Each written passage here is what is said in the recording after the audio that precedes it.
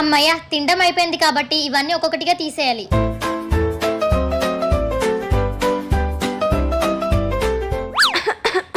అబ్బా వాటర్ అక్కడుంది, ఇప్పుడే వచ్చి కూర్చున్నాను, మళ్ళీ లగాల.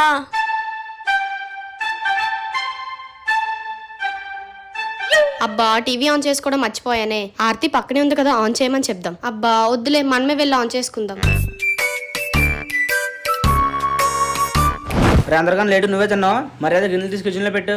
ఇవన్నీ తీసుకెళ్ళాలంటే నేను ఎన్నిసార్లు తిరగాలో. అన్నీ ఒకసారి పట్టుకెళ్ళిపోదాం. బా ఛార్జింగ్ అయిపోయినట్టుంది, ఛార్జర్ ఎక్కడ ఉంది?